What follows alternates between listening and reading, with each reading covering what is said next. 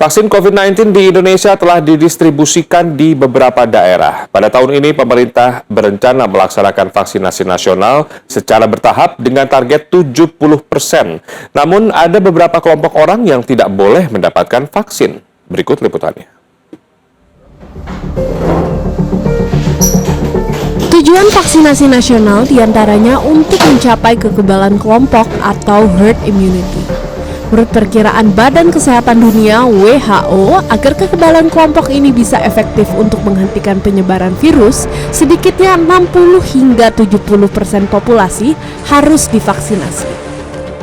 Kekebalan kelompok ini penting untuk memberi perlindungan pada kelompok masyarakat yang belum bisa mendapatkan vaksin, seperti anak-anak di bawah usia 17 tahun, ibu hamil dan menyusui, orang-orang yang memiliki penyakit penyerta yang tidak terkendali, contohnya hipertensi dan gula darah yang tidak terkendali, orang-orang dengan kelainan autoimun seperti lupus, orang dengan kelainan darah, orang yang terinfeksi COVID-19, dan orang yang sedang dalam pengobatan kanker maupun penyintas kanker.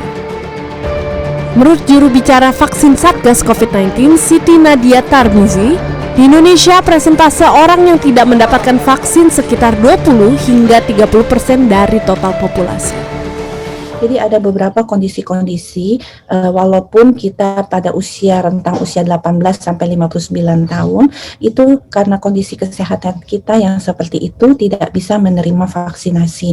Nah, tentunya anak-anak dan kelompok usia atau masyarakat dengan kondisi tersebut tadi itulah yang tentunya bisa terlindungi. Kalau kita yang sehat ini yang tentunya berusia pada rentang yang menjadi sasaran itu akan memberikan perlindungan.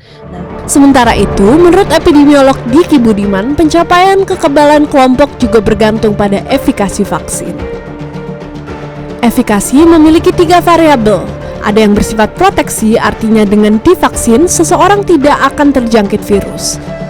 Kedua adalah efikasi untuk progres pada gejala penyakit, artinya vaksinasi membuat gejala pada orang yang sudah terinfeksi COVID tidak menjadi berat sampai menyebabkan kematian.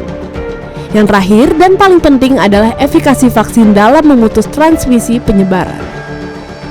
Presentasi efikasi yang saat ini dirilis oleh berbagai produsen vaksin masih merupakan efikasi proteksi.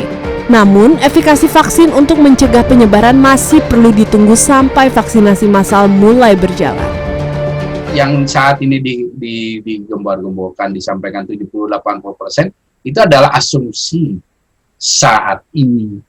Bahwa pada kenyataannya nanti berapa ya setelah ada efikasi itu. Dan itulah sebabnya ya, kenapa upaya 3T, 5M itu tetap wajib dilakukan ketika vaksinasi ini sudah berjalan karena kita masih harus terus pantau, belum lihat nih berapa efikasi vaksin untuk memotong atau memutus transmisi ini.